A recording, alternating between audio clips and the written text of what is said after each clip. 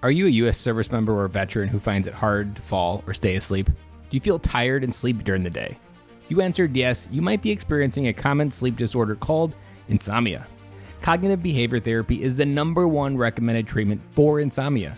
A new study conducted by the Center for Neuroscience and Regenerative Medicine is testing an online cognitive behavior therapy app that can be accessed by a computer or a smartphone. This study can be completed 100% online anywhere in the U.S. Active duty service members and veterans between the ages of 18 and 64 who are experiencing insomnia and have had a head injury might be eligible to participate. Interested in learning more about this opportunity? Call or text 301-456-5474 to connect with a member of the studies team. That's 301-456-5474. Or visit militaryveterandad.com/sleep. Dory 1, this is Fire Team Delta. Dad's coming home. Welcome to the Military Veteran Dad Podcast, where it is our mission to bring every dad home. I am your host, Ben Cloy. I'm a United States Marine veteran, husband, and a father. We will bring authentic conversations to inspire action in your life so we can close the gap between the dad you are today and the dad you want to be tomorrow. This is the Military Veteran Dad Podcast. Why are elevator jokes so classic and good? They work on many levels. Hey guys, welcome back. This is Military Veteran Dad. I'm your host, Ben Cloy, your corny dad joke expert.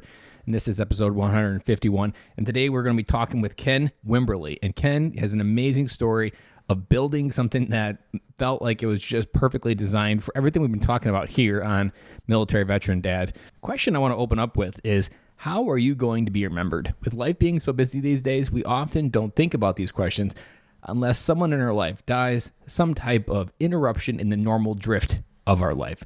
And for a brief few days, we remind ourselves of the fragility to life. But we often quickly get back to the busyness of life because life doesn't stop while we're mourning. And we forget about making those intentions to ensure that we do something worth remembering. And it just is a cycle that someone passes away, you're like, oh man, we shouldn't get together with family only when people get married, when they die. Like, we should have more intimate connection between lives and families, between these two big events and sad events. And that is an often common thought, and I've been to funerals, is why do we only get together when people pass or when people get married? Why isn't it more intention during those middle times? Well, today we're going to kind of dive into a whole bunch of those conversations. And today I'm talking with Ken Wimberly. Ken is the founder and visionary behind Legacy Journal. He is married to his soulmate, Amber, and his 3 children, Grace, Knox, and Kai, to whom he has been journaling monthly since 2003. He's passionate about personal development and helping others to become the best version of themselves. He is active in the community and is proud of the 9 years he has served as big in the Big Brothers and Sisters program. Above all, Ken values family, the pursuit of passion, serving others, mentorship, and being impactful.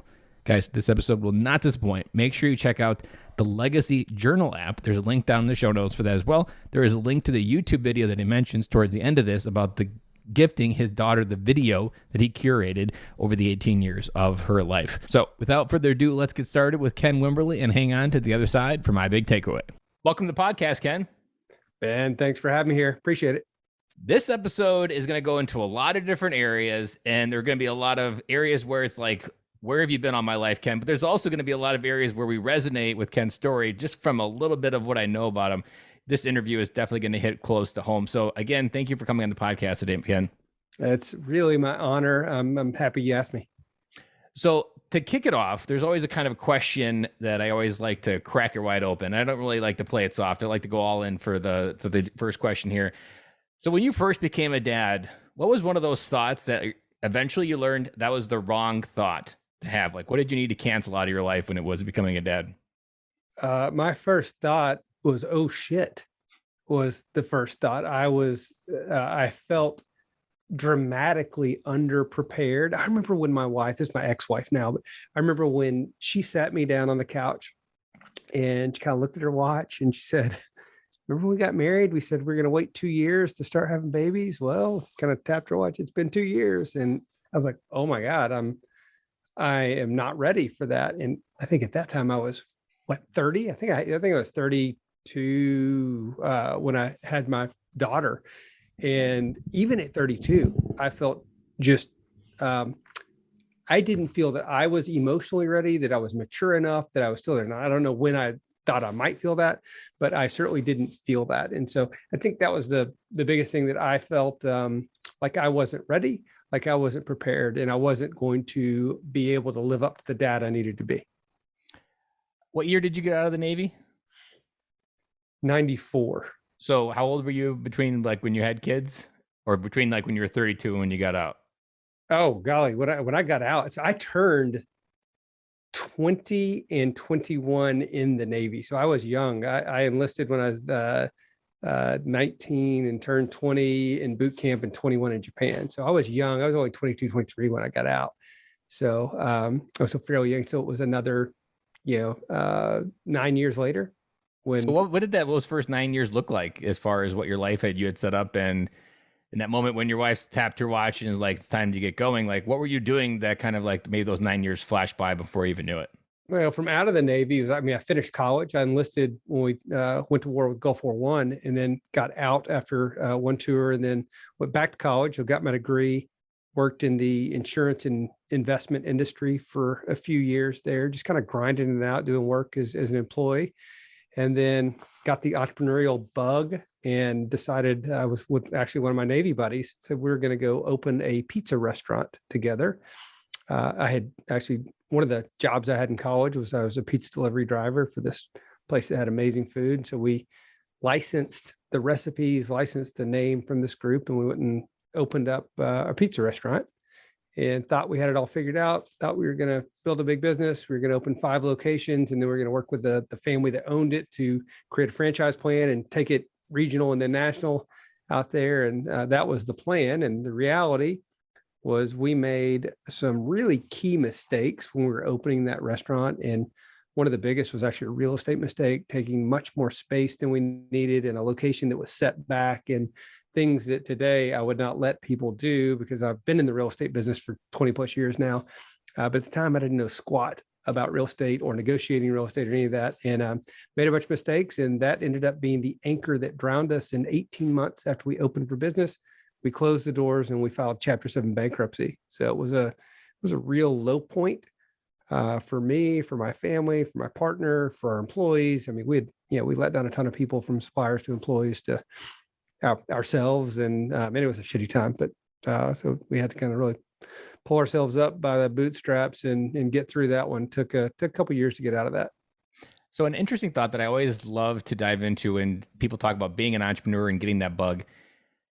A lot of veterans struggle to break free from this is how life is supposed to be. It's a issued type of mindset that you need to go get this job. Money needs to be issued to, just like it was in the military. And we have a very limited mindset that entrepreneurship even could be in our life. So I'm wondering, did you fight that idea, or were you more like risk adverse and like risk wasn't really a thing you process and you were like, yeah, that sounds like a good idea, let's just run towards it? Or did you have to kind of talk yourself into it that maybe entrepreneurship and this third lane road of, I wonder if this could work, was something you had to do with? I mean, I was a little drawn to it. My grandfather had built a construction company, and so I'd seen him as an example of an entrepreneur. But he was really the only example in my family at the time that I had from that. But I loved what he had built and what he had done, and I thought, man, that'd be cool to kind of go build and do some of that on my own. So I was drawn to it, and I had just youthful ignorance and just boundless optimism on what I could do. And as I just shared with you, it just got slapped in my face on my first entrepreneurial exploit there, and ended up filing Chapter 7. And so that was rough. I had to learn a lot through that. One of the things I did, you look back in life, and I didn't have any mentors, no real advisors, no coaches, no mastermind groups or networking groups that I was a part of at that time in my life. And so it was just all, by the seat of our pants and kind of winging it. And it was before entrepreneurship was sexy too. Like it wasn't something that was mainstream. It was before, like today, you got like YouTube and other things. You can go learn actually a ton of stuff from just crowdsourcing and the internet right there. But this is before all that. So it was an interesting learning experience. Now, these days, I am surrounded by mentors, coaches, advisors, friends, mastermind groups, people that help to get me down that journey and help me to become successful. Knowing that you're an entrepreneur now, how did you get over the gun shyness of trying again? Well, so initially when I failed, I stayed in the restaurant business. I went to work for a regional chain and was a general manager for them. And, honestly, it was working 70 to 80 hours a week for a fixed salary and commuting about 50 miles each way, sometimes twice a day. As you're the GM, sometimes show up, you're back at the office. So it was the grind that I was putting in for about a year right there. And then at the time, we were like 8 months pregnant with my daughter. And I thought, man, I'm never going to see my little girl. I'm going to be working all the time doing this. I'll get home. I'll be exhausted. I'll fall asleep. I'm never going to see my little girl. This is not going to work for me. And so part of it was, necessity to get out of the environment that I was in. And the other was I got my degree in finance real estate. And I've always kind of toyed with the idea of real estate, and especially the commercial real estate side. That part really interested me. And so that's kind of what drew me into the real estate business. I was like, I'm going to get out of this, into that. Had a little bit of money saved up. Mind you, we had filed bankruptcy a year earlier. My wife had a job, so she was working. We had a little money saved up and said, all right, it's just time to make that leap right there. And so I got into the commercial real estate business in, what was that, October 2002. So when I got into that business, it was a rough year. The first year, I was grinding. I was putting in the hours, I was putting in the work, I was listening, learning everything I could at that time. And I had a great little couple of mentors in that business, the people I worked for. It was interesting. When I went into that business, the pitch from this guy to join his company, and I reached out to him and he said, look, Ken, he said, I'm not a big shop. We're a small family-owned shop. I don't have a formal training program. Don't have like a formal mentorship program, nothing like that. You've got to bring your own computer. You're probably not going to make any money for at least 12 months. So kind of plan on that. And I don't have a salary. I don't have a draw. You're just going to kind of have to muscle it out and you eat what you kill here. He said, but you can chart your own path. I'm not going to pigeonhole you into a particular asset class or tell you what you have to work on. You kind of work on the things that are of interest to you. And for some reason, that sounded like it was an okay deal to me. So I said, all right, sign me up. And that first year in the commercial real estate business, I made, I think it was $18,032 is roughly what I made that first year in the business. And but the next year I made six figures. And then the next year I did a little better. And then the next year I did a little better. And I kept learning and applying myself. And I started getting into leadership. I joined the realtor boards and the board of governors there, and then signed up for the leadership track on that and just started getting involved and went down to the Texas Association of Realtors, got involved there, and leadership helped introduce me just to a ton of people in the industry, and that led to more opportunities. And real estate became a thing that I became good at. When you think back on that story, which is easy to tell, what surprises you about it?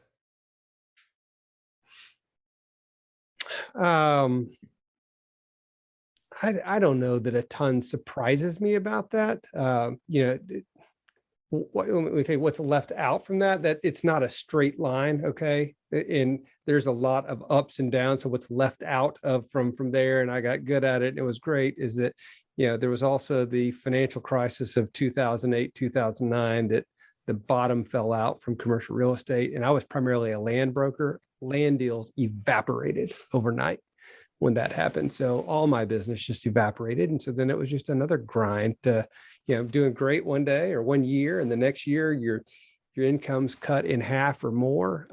But it's pivoting, it's learning, it's doing the work, it's picking up the phone, having the conversations, talking with prospects and making it happen. So we continued on and did that, and made it through the tough times and started building again and learning from that. Then I learned about leverage. I learned about people and hiring people and having people leverage in my life. And there's just little things I continue to layer and learn and build upon my business. Let's pretend there's a listener out there who's potentially, say, like in that moment where they made 18,000 and they're like, how do you get through it?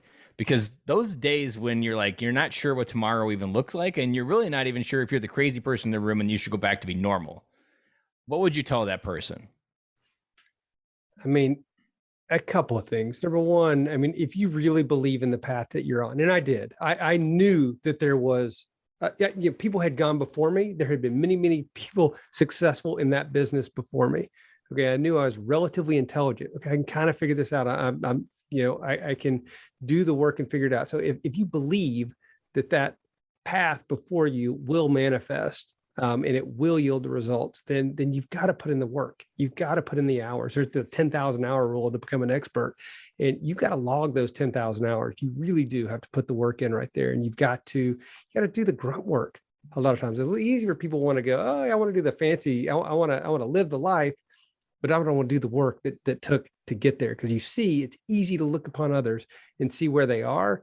But you don't see the countless hours in the dark that they spent to build the skill that got them to where they are today. And so it's important to just grind that out and log in the hours and log in the time to become an expert at that. And it's also really, really, really important to find a way to add value to people. Because one of the things I've loved about the real estate business is, in our business, we succeed when we help others succeed. And so I've always looked for ways that I can add value to my clients. And what eventually happened was really interesting is the value I started adding had nothing to do with real estate. It was I was improving my life in other kinds of ways. In personal development, I've learned Tony Robbins. I've learned about coaching and mentors, and I got on a really big fitness journey. And then I started just helping others through their own mental space or their own journey of their own accountability or their fitness journeys and other things. So I'm helping all these clients I have do these totally non-real estate related things, which then deepened our relationship and deepened our bond. And there's more and more business coming my way because I'm helping them in these other ways. And it's not hey, I'm doing this so I can get more business. I'm doing this just to help, to be a service, to add value. And, there is a kind of a principle that the more you do, and that's old Zig Ziglar saying, right? The more you do to help some people, the more good that comes to you, or something along those lines. And it's so true. The more you can help someone, the more help that comes your way. I think that's something that a veteran often, we're not innately programmed with. We're programmed to serve and protect and support, but figuring out how to be that person of value, that is a really difficult one. And I was just having a conversation earlier today, and the basic core business question that you shouldn't even hang out your shingle unless you know what problem you're solving. We hear that in business all the time when you're in the business world, but it's not really equated to you as a person. We don't really define it in one sentence, like what problem do you really solve? It's told in this resume story of these random skills. I'm wondering, did you ever struggle to figure out what problem you solved in the world, or is it something that kind of just kept digging away at it? I mean, we can talk about my legacy journal or my legacy journey later. And then I had to define what problem I was solving right there. In the real estate business, honestly, I was asking when I started succeeding in the real estate business, a lot of my success came from a conversation I had early on when I hadn't had any deals closed yet. And I sat down with the developer one day, and I still good friends with this guy today. And I said, Jim, I am, a relatively intelligent guy. I was like, but I don't know this business. I've never been in this business before. I'm like 3 months into it. I don't know how to add value to people. I don't know what you're looking for, what you need. I was like, if you will sit down with me, show me what you need, show me kind of the process that I should go through to help you. I've got time on my hands. I'm a hustler. I will make it happen. And he did. He sat down and said, okay, here's our business. Here's how we operate. This is what I'm looking for. If you can find this kind of deal for me, here's some ways you can go find that. Bring that to me. We'll start doing business together. And that's what I did. I started doing that. He showed me kind of a little path on. I asked. That's the short answer. Is I asked, how can I serve you? That's such a rich question. Yeah, how can I serve you? What do you need? And I'm here to help. And people will tell you. They'll tell you exactly that. Were you always attracted to people, or were you more like inverse, like maybe early days avoided people, or were you always naturally leaning out? Because that's something else veterans struggle, is being outward and visible. And most of our initial veteran mindset is we want to be invisible because we don't want to be seen as a veteran. We want to just be seen as normal. but then we also isolate ourselves from those conversations that you just said. Well, look, look, I think any of us as veterans as well that is not the thing that defines. I think as a veteran, it is something that elevates us in things. It is honor. It's things that not enough people do, not enough people go out and do. So it is something that, if anything, it is a badge of honor for people, but it's not a defining term. It's not a defining part of us. I think we ourselves get to define that. But kind of to your question right there is, I'm frankly an introvert. I'm not an extrovert by nature.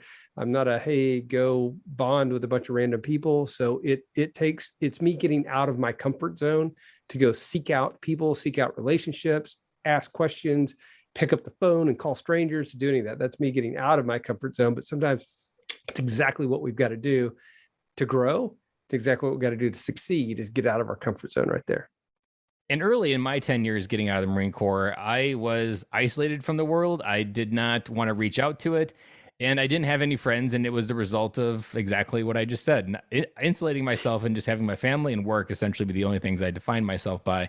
And it wasn't until I started saying hello to dads at the park. It was an odd place to begin, but it was that place where I got hooked on the process, and learning the power of hello is that's the single most powerful word in the human language, but very few of us actually ever leverage its power. And it's free of charge. Like, you can literally say hello 1,000 times and it won't cost you a dime unless you're paying at a networking event to be there. And it was that process that really helped me understand that on the other side of hello is everything you've ever wanted. But until you say it, you can't get that. And the amount of people you talk to is proportional to the amount of opportunity you feel in life. So a lot of veterans feel we don't have any opportunity. We might feel a little bit down on ourselves. We might feel like the world isn't abundant and that there's only a limited amount of opportunity. But it's typically, in my experience, and I would feel like it's in yours as well, proportional to the amount of conversations you're having, because that almost increases your optimism based on how many people you're talking to. Yeah, well, I think I just heard a book title right there. On the other side of hello is everything you've ever wanted. That was great. But you're exactly right. Like, the more conversations we have, the more it's the more connections that we make, the more connected we are. And along with those comes with actually asking questions, being curious, listening to the answers that come across. And yeah, I think it's really important. And get involved in there are groups out there and people that get together. And I don't know, I just got recently invited to start working out with a group of guys called F3. It's started by some ex-military people, and it's fitness, fellowship, and faith. And it is a really, really cool thing. And that's, again, I'm an introvert. So this is kind of group of guys that get together every morning, 5:30. Everyone's got their own F3 name, if you will. So everyone's kind of called by a call name. You get assigned on your first workout right there. But it's a really another cool way for fellowship and to connect with people and to learn more about people and to grow from others' experiences right there. So there's all kinds of ways we can do that. Before we go into the legacy app, which I don't want to discredit, or I want to make sure we have plenty of time to go into it, there's a question that kind of my intuition hit me, that in the power of hello, the most powerful part that I've learned, and you proved this right before we hit record, you told me about this amazing idea for laundromats that you're creating. And these aren't just your ordinary laundromats. This is like the Caesar's Palace of laundromats, but family orientated. And I was like, wow, that's really cool. I can never unhear that. I'm wondering, in your world, is there a conversation that was a paradigm shift? Like, once you heard this person speak and explain the world the way they saw it, like you could never unhear it, that allowed you to see it differently? Because that perspective is what we often miss the most. And a single hello can, once you learn what someone does, it's like, wow. So you talk about conversations that have kind of changed my paradigm. There were, I'll give you two examples. One is a book I read that changed my paradigm, and that's Think and Grow Rich. And I didn't read that until I was 40. And when I read that, I remember yelling at Amber, "Oh my God, my wife! I'm like, this is the reason gold." Yeah, and it's 80 years old. Yes, and the book was written in the 30s, so it's amazing, and so that's one. But another is listening to a guy on stage one time. I heard Gary Keller speak on stage, and he had said some things that just blew me away. Particularly about purpose and finding your purpose, what he calls the big why, and really understanding that to help pull you through the rough times in life, because inevitably every one of us are going to get punched in the face, no matter where the things are going, miserably for you, things are going amazing for you. The carpet gets yanked out from all of us right here. Life gets hard, life gets tough. But when you have a purpose bigger than you, a calling bigger than you, it's that thing that can get us through those tough times. It can lift us up and kind of keep us going right there. So anyway, those are the book, Think and Grow Rich, the conversation, and the words from Gary Keller were two things that really just opened my mind quite a bit. Is Gary Keller the one that does The Power of the One Thing, or The One Thing? Yeah. He wrote the one coming thing. up on my radar at least 3 times. You're like the 4th person to mention Gary Keller in like the last month and a half. And I've heard it for many years, but it's somehow the universe is telling me something that name has popped up at least 4 times now. He's a very smart guy. He co-founded Keller Williams Realty and then built it into the largest real estate company in the world. But he's a very, very, very intelligent guy. And he has a lot of, he taught me a lot as a mentor from stage. And then I got involved in small groups with him. And he was just an amazing influence in my life right there. This is a really great podcast episode with Gary Keller being interviewed by Tim Ferriss. You can learn a ton from listening to that. 2 podcast powerhouses, episode. I can only imagine. Big time. Yeah. So let's make that shift. Let's talk about your Legacy app. And Legacy is a core foundational principle of this podcast. I've often preached that the biggest mistake we make as veterans is not focusing on the legacy of our family, and that we often just hang on to the legacy of our service and try to find meaning. But your family is the meaning for your life and what you want to leave behind. So take me to the genesis of where this idea kind of started from. Yeah. So I'll take you back to where the process started that led to the idea. But so mind you, let's go back. I just left the pizza restaurant. I'm getting in the real estate business way back in 2000. So my daughter is born in December 2002. And around the time she was born, from a few months before to a few months after, 3 different kind of things happened and that hit home for me. And one was when we were pregnant, I went to visit with my attorney and was talking with him. And he said, Ken, you're about to have a baby. He said, let me tell you what I do for my children. And he had 2 young boys at the time. And he said, at the end of every year, okay, keep in mind, this is 2002. Okay. At the end of every year, he would take 1 minute of video per child. This is old school. You got a video camera on your shoulder here. A little bit smaller than that, but it's not an iPhone. So he would take 1 minute of video per month for each one of his boys, and he would burn it onto a DVD and then put a soundtrack to it and make like a 12-minute "This Is Your Life in 2002" video. Like, that idea was brilliant. I just love that. And he said, that way my kids will always have this. They'll kind of see their growth over the months and the years. And I thought, man, that's amazing. So he gave me that idea, but I didn't own a video camera. Still today, I don't know how to edit videos. So that probably wasn't going to be my thing, but it was one of the things that got me thinking. The next thing that happened was on my birthday,